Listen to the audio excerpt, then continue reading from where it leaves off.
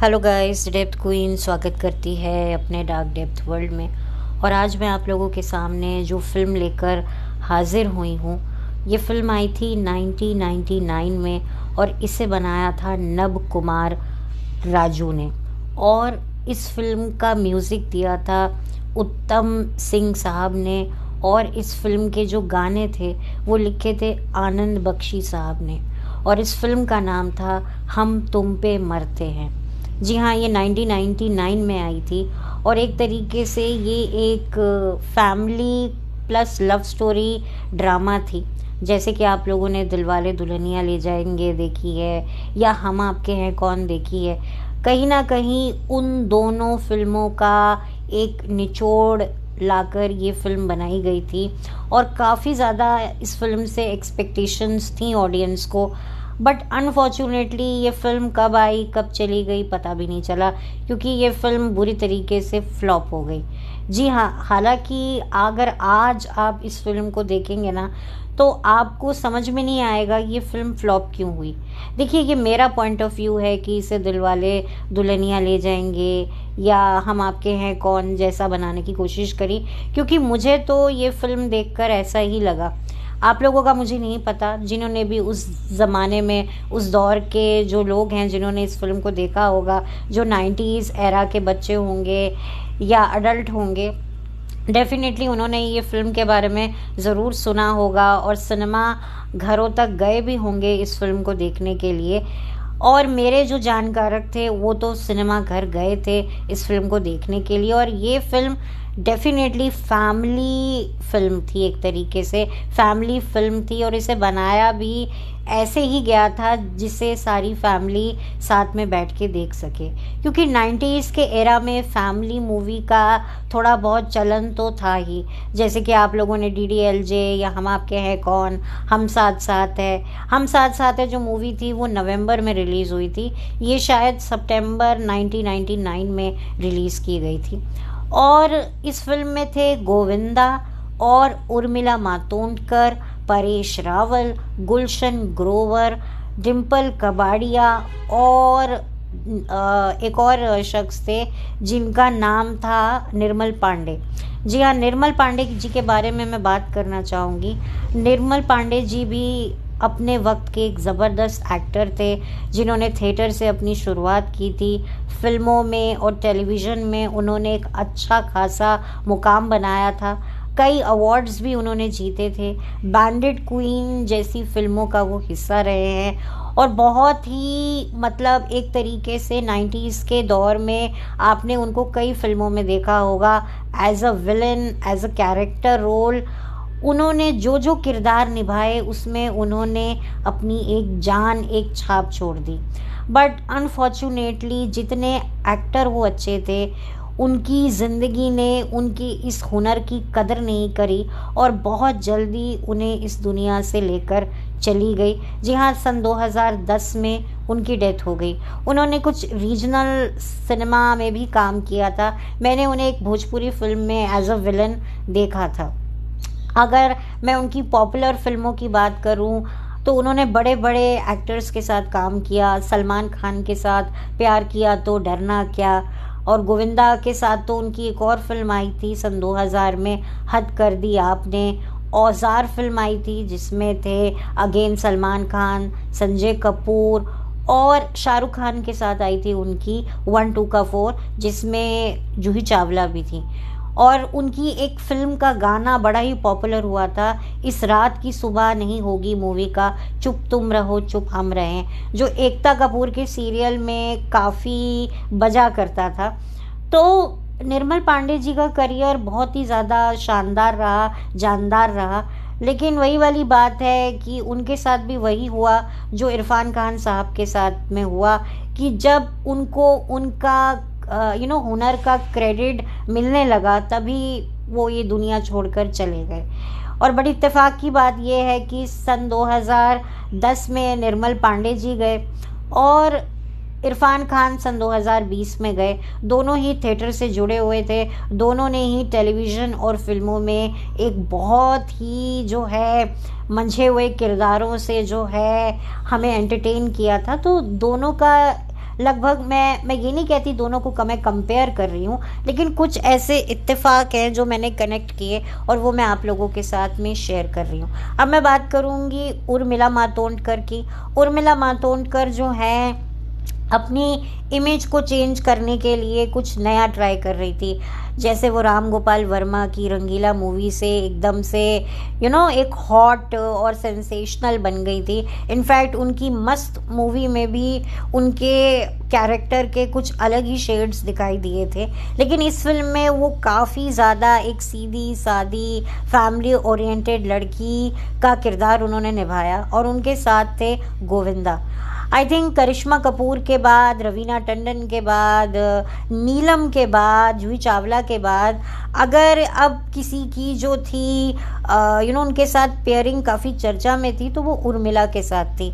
उर्मिला के साथ उनकी सन 2000 में कुंवारा फिल्म भी आई थी, और जैसे कि ये फिल्म नहीं चली थी हम तुम पे मरते हैं, वैसे कुंवारा भी फिल्म नहीं चली थी। लेकिन हाँ, दोनों की केमिस्ट्री को लोगों ने पसंद ज़रूर किया था, लेकिन वो बात अलग है कि फिल्म नहीं चली तो आगे वो जोड़ी रिपीट नहीं हुई। जैसे रानी मुखर्जी के साथ हुआ। रानी मुखर्जी के साथ गोविंदा की प्रोफेशनली अगर मैं लाइफ को डिस्कस करूं तो ऑलमोस्ट 3 फिल्में उनकी आई, जिसमें से हद कर दी आपने थोड़ा रिलीज़ हुई, थोड़ा सा नोन में आई। ऑफ कोर्स इसका क्रेडिट जाता है गोविंदा को, क्योंकि गोविंदा की जो परफॉर्मेंस थी उसमें उन्होंने इतने सारे कैरेक्टर प्ले किए थे अपनी फैमिली के, दादा से लेकर, दादी से लेकर, माँ से लेकर, पिता से लेकर, इतने कैरेक्टर उन्होंने प्ले किए थे विद मेकअप। जैसे संजीव कुमार साहब ने नया दिन नई रात में इतने किरदार निभाए थे, तो इस फिल्म में हद कर दी आपने में भी उन्होंने इस तरह की जो है हिम्मत दिखाई थी और उसे काफ़ी लोगों ने अप्रिशिएट भी किया था। इनफैक्ट हद कर दी आपने बुरी फिल्म नहीं थी, बहुत ही एंटरटेनिंग फिल्म थी और इसके सीन्स आज भी सोशल मीडिया पर बहुत अच्छे से वायरल होते हैं। लेकिन अनफॉर्चुनेटली ये फिल्म उतनी नहीं चली हद कर दी आपने।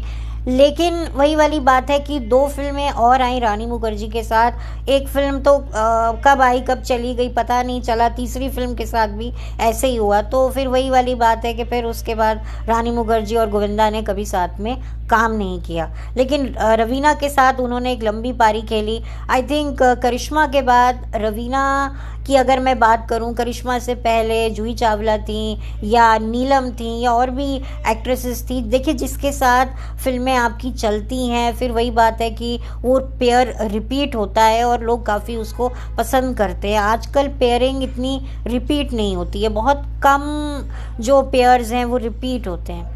तो खैर वो बात बिल्कुल अलग थी। और अगर मैं बात करूं इस फिल्म के बारे में तो गोविंदा और उर्मिला दोनों ने जो है अपना बेस्ट देने की कोशिश करी थी, बट अनफॉर्चुनेटली जब फिल्म नहीं चली तो आप क्या कर लोगे।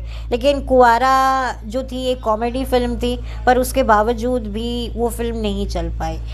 सो ये कारण रहा। और अगर मैं बात करूं इस फिल्म में गुलशन ग्रोवर की, तो गुलशन ग्रोवर भी इसमें विलन के किरदार में तो आपको बिल्कुल नहीं दिखेंगे। इस फिल्म के जो असली विलन थे वो निर्मल पांडे थे। इनफैक्ट निर्मल पांडे से ज़्यादा उनका बैकग्राउंड म्यूज़िक बहुत ज़्यादा पॉपुलर हुआ था। आज भी इस बैकग्राउंड म्यूज़िक को सोशल मीडिया पे सुना जाता है, डाउगा डाउगा डिगी डिगी डाउ डाउ, ये बड़ा फेमस हुआ था। आई थिंक जितने मेलोडियस गाने ज़रूर थे इस फिल्म के, लेकिन जो चर्चा रही वो रही इस बैकग्राउंड म्यूज़िक की जो निर्मल पांडे साहब के पीछे बजा करता था।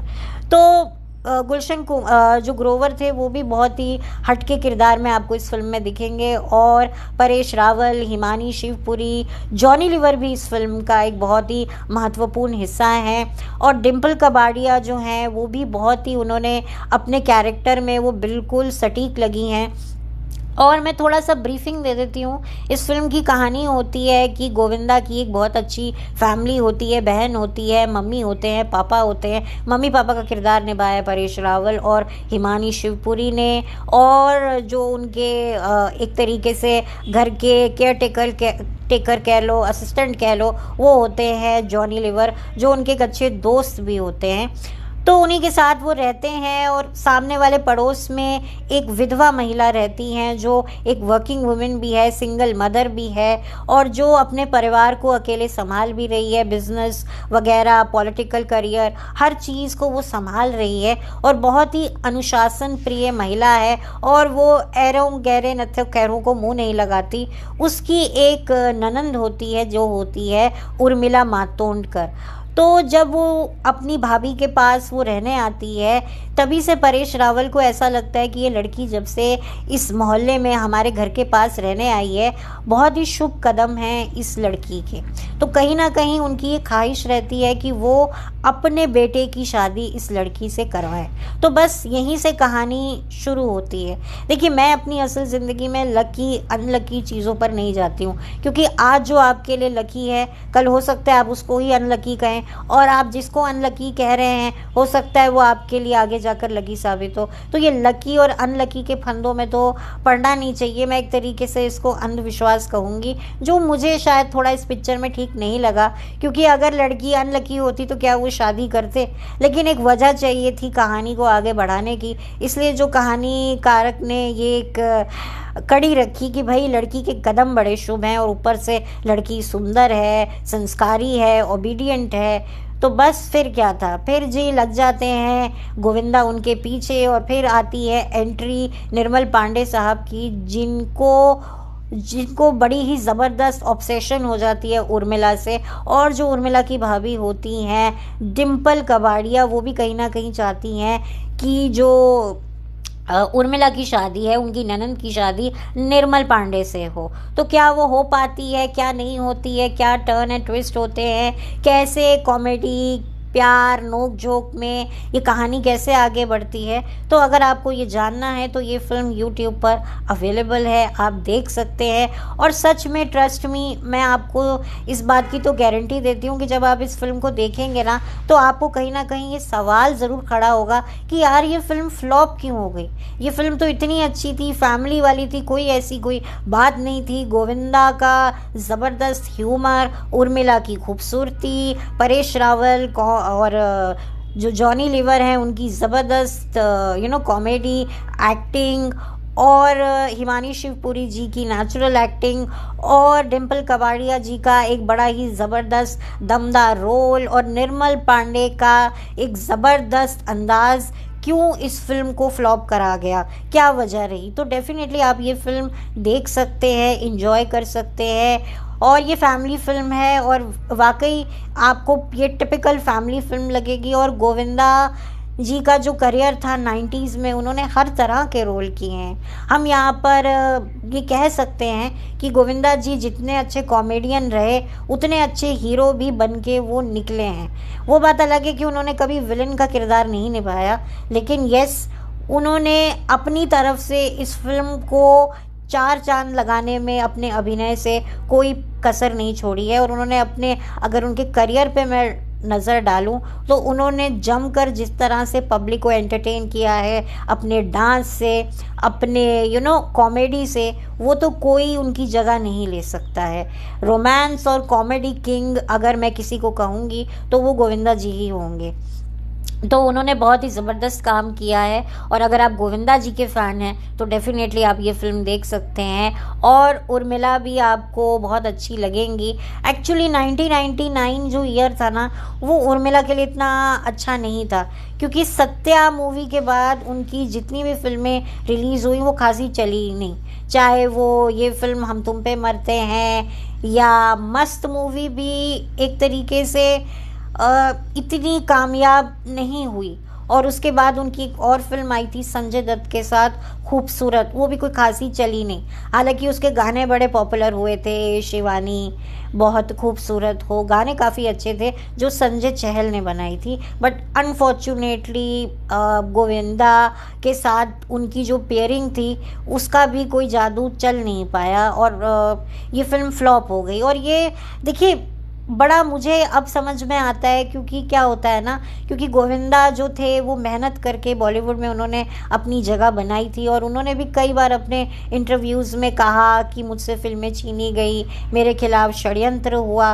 तो ये बात तो देखिए हमें समझ में आती है। जिस तरीके से आजकल फ्लॉप फिल्मों की भी ज़बरदस्त पीआर मैकेनिज़्म घूमता है, उनकी स्ट्रैटेजीज़ होती हैं कि भाई कैसे फिल्म को पब्लिक तक पहुंचाएं, और सोशल मीडिया का सहारा लेकर ये किस तरीके से पब्लिक को मैनिपुलेट करते हैं भाई, खुद फेक कलेक्शंस दिखाकर, किस तरह की मार्केटिंग स्ट्रेटजी अपनाकर ये फिल्मों को आगे बढ़ाते हैं। वो बात अलग है कि बाद में पता चलता है, और उस वक्त भी ये चीज़ें होती होंगी, लेकिन पब्लिक के सामने ये सब चीज़ें नहीं आती होंगी, क्योंकि वो दौर बहुत अलग था, वो बहुत सिंपल दौर था। पब्लिक इतना दिमाग लगाती नहीं थी, क्योंकि पब्लिक को सिर्फ एंटरटेन होने से मतलब था, क्योंकि पब्लिक के पास सोर्स ऑफ एंटरटेनमेंट ही बहुत कम था। एक फिल्में थी और एक टेलीविज़न था। लेकिन अब आज की तारीख में तो हमारे पास सोशल मीडिया भी है, यूट्यूब भी है, सिनेमा हॉल भी है, ओटीटी प्लेटफॉर्म भी है,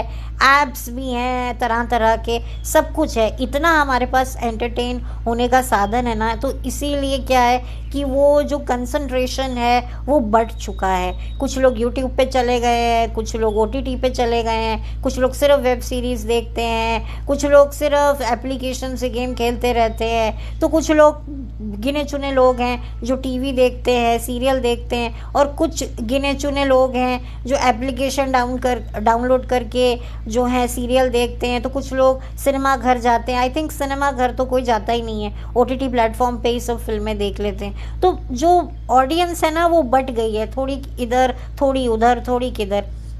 तो बस उसके चलते जो है कहीं से भी एक प्रॉपर रिस्पॉन्स नहीं आता।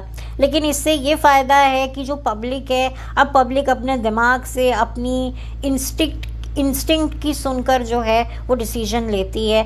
पहले मुझे लगता है पब्लिक ज़्यादा इन्फ्लुएंस हो जाती थी, अब क्या है पब्लिक इन्फ्लुएंस नहीं होती। और शायद ये फ़िल्म अगर अब रिलीज़ होती या इसे ओटीटी पर भी रिलीज़ किया जाता तो ये फ़िल्म काफ़ी चलती, क्योंकि इसमें वो सारे एलिमेंट डाले गए जो एक सक्सेसफुल फ़िल्म के लिए ज़रूरी होते हैं, एक फैमिली फ़िल्म के लिए ज़रूरी होते हैं। तो चलिए, मैं उम्मीद करूँगी कि आप लोगों को ये वीडियो अच्छा लगा हो, और अगर आप लोगों ने भी इस फिल्म को देखा होगा अपने दौर में सिनेमा घर में या टीवी पर, तो मुझे बताइएगा आप लोगों का क्या रिएक्शन था, आप लोगों को ये फ़िल्म कैसी लगी। और अगर अभी तक आपने ये फ़िल्म नहीं देखी है तो ये यूट्यूब पर अवेलेबल है, पॉसिबल होगा तो मैं इसका लिंक डिस्क्रिप्शन बॉक्स में डाल दूँगी। तब तक के लिए चलती हूँ, लौट कर मिलती हूँ। Have a blessed day.